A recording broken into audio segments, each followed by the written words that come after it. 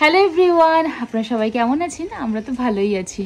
অনেকদিন পরে আজকে একটা বড় ব্লগের জন্য ভিডিও অন করলাম, কারণ আজ আমরা 4জন বন্ধু মিলে যাচ্ছি একসাথে দেখা করে। ওই গার্লস ডেট বলতেই পারেন। যাই হোক, সবাই মিলে যাওয়ার কথা ছিল, বাট দুজন আসতে পারবে না, ওদের ইমার্জেন্সি ডিউটি পড়ে গেছে। মিস করবো ওদেরকেও, কিন্তু কি আর করা যাবে, ডেটটা যেহেতু ফিক্সড হয়ে গেছিলো অনেকদিন আগে থেকে, তাই আমরা 4জনই দেখা করে নিচ্ছি। আর সেই কারণেই ভাবলাম আজ একটা ভিডিও বানাই, যেটা হচ্ছে আমার কাছেও মেমোরি হয়ে থাকবে, আপনাদের সাথেও শেয়ার করা হবে। সেই কারণেই ব্লগটা অন করলাম। আর এখন বাজে সকাল 10টা। মর্নিংয়ে সমস্ত কিছু কাজকর্ম হয়ে গেছে, সুভাষিসও অফিস বেরিয়ে গেছে। এতটা তাড়াহুড়ো থাকে ওই টাইমটায়, সেই জন্য কোনো ক্লিপস নিতে পারিনি। তো এবার আমি যাব লাঞ্চ প্রিপেয়ার করতে, সব কিছু করে রেডি হয়ে যাব।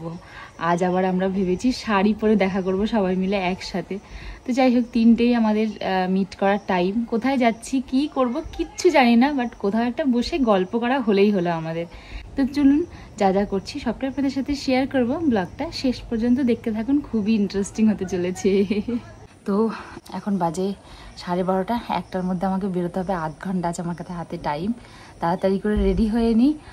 আর স্নান টান করে খাওয়া দাওয়া সব আমার কমপ্লিট হয়ে গেছে, সব কিছু হয়ে গেছে। তো এইবার রেডি হয়ে বেরোবো। তো চলুন, আজকে কোন শাড়িটা পরছি একবার দেখিয়ে নিই শাড়িটা। আর আজ পরছি আমি এই শাড়িটা, একদমই এক কালারের, একটা মেরুন কালারের শাড়ি। এই শাড়িটা আমি অনেকদিন আগে নিয়েছিলাম। সাথে ভাবছি এই ব্লাউজটা পেয়ার করব না এইটা পেয়ার করবো, বুঝতে পারছি না। মাসাবা কাটিং যেটা এখন উঠেছে, এই যে দড়ি দেওয়া, আই থিঙ্ক ওটা ভালো যাবে, ওইটা ভালো যাবে, কিন্তু ওটা পরবো না। ওটা যেদিনকারে সুভাষের সাথে বেরোবো সেদিন পরবো, আজ এইটাই পেয়ার করব। তো চলুন, রেডি হয়ে দেখাচ্ছি।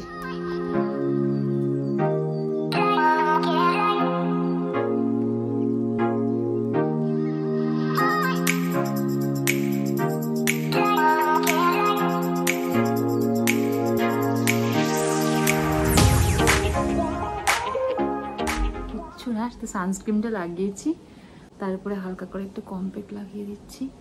এসব কিছু মেকআপ করবো না। জিনিসগুলো দাঁড়াও দাঁড়াও, হয়ে গেছে।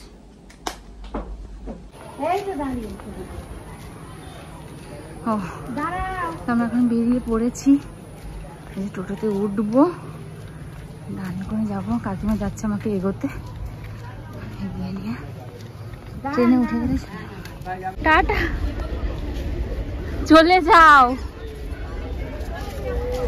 তো বিয়ের পর যেহেতু আমি এই প্রথমবার একা একা বেরিয়েছি, তাও আবার দুপুরবেলা, তাই জন্য কাকিমা আমাকে স্টেশনে এগোতে এসেছিলো। তো আমি এখান থেকে ট্রেনও ধরে নিয়েছি, আর সোজা যাবো শিয়ালদা।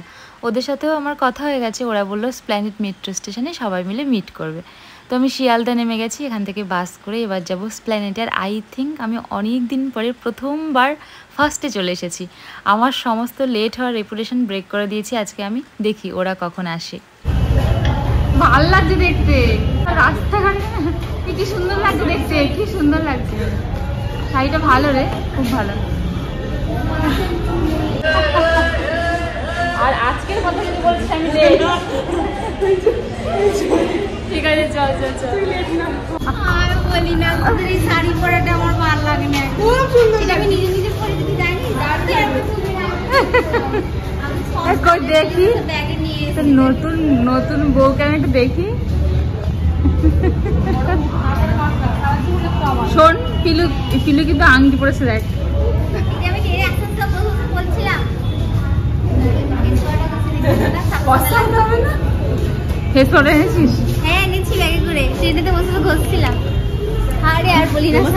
শাড়ি সব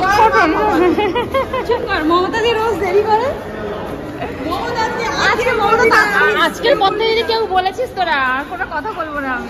তো দেখা হওয়ার পরে আমরা সবাই মিলে ডিসাইড করি আমরা সোজা যাব বাবুঘাট, কারণ স্প্ল্যানেড মেট্রো স্টেশনের কাছাকাছি আছে। আর এই জায়গাটা একমাত্র যেখানটা আমরা বসে একটু মন খুলে গল্প করতে পারবো, হা হি করতে পারবো, যেটা কোনো ক্যাফে বা রেস্টুরেন্টে করতে পারবো না। তাই ওটাকে অ্যাভয়েড করে আমরা এখানেই চলে এসেছি।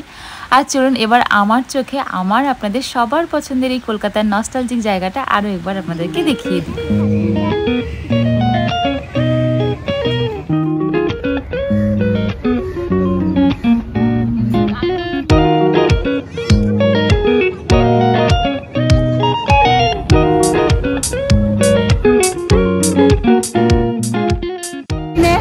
জন্মদিনের হলুদ গোলাপ দিয়ে দিলাম, ভিডিও করে দিই। গেলাম। চলে যায়। Thank you. হলুদ গোলাপ প্রিয় মানুষ। কাঁটাগুলো ভেঙেছে দাঁড়া। আমি তখনই ভাবতাম ট্রেনটা চলে এসেছে বলে তোকে ঠেলে দিলাম। আমি ভেবেছিলাম কিনে নিয়ে আসবো, জানিস তো, কিন্তু আমরা পাইনি। কিনে নিয়ে আসবো, কিন্তু দেরি হয়ে গেছিল। কত ভাবি দেখ, কত ভাবি দেখ আমরা। দেখেছিস থ্রেড দিয়ে ভাবি এরকম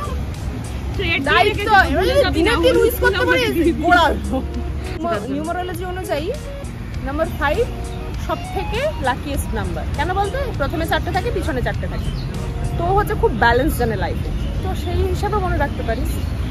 নাম্বার 5 আগের বছর একটা হলুদ গোলাপের চারা লাগানো হয়েছিল, ঠিক আছে? তাতে হলুদ ফুলটা ফুটেও ছিল, হলুদ গোলাপের চারা লাগানো। সেই চারা ছবি তুলবো, আমি ভাবছি দেখা তো হবে না, ফুলটার ছবি তুলে ওকে পাঠাবো। 5 তারিখ আস্তে আস্তে ফুলটা শুকিয়ে গেছে। কি সর্বনাশ। বস বস।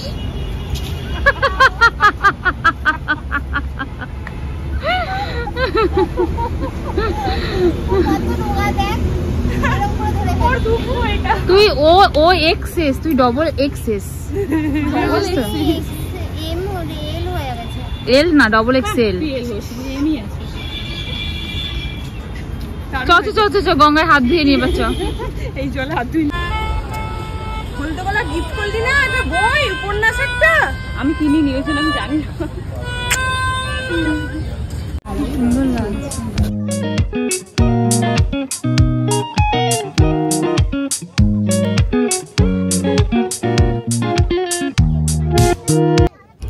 কিরে জল পাচ্ছিস না হাতে? হ্যাঁ পাবো, একটা ফুলটা ডুবিয়ে দেবো। না না না, ফুলটা নষ্ট হয়ে যাবে। পাবি, এই দড়িটা বাঁ হাত দিয়ে ধর, এবার ডান হাত দিয়ে। তো হাত ঘুরি। ভগবান, ওখান থেকে গেলে জল হাতের কাছে।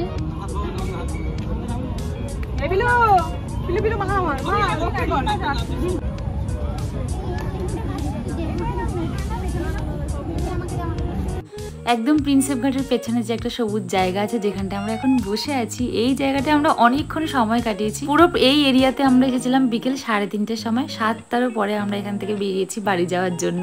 প্রায় এ মাথা থেকে ও মাথা আমরা অনেকক্ষণ হেঁটে হেঁটে গল্প করেছি, হাহা হিহি করেছি, প্রচুর আড্ডা দিয়েছি। কিন্তু খাওয়ার মধ্যে শুধুমাত্র খেয়েছিলাম আইসক্রিম আর পাপড়ি চাট। আর যেহেতু অনেক গরম পড়েছিল, প্রচুর জল কিনে খেতে হয়েছে।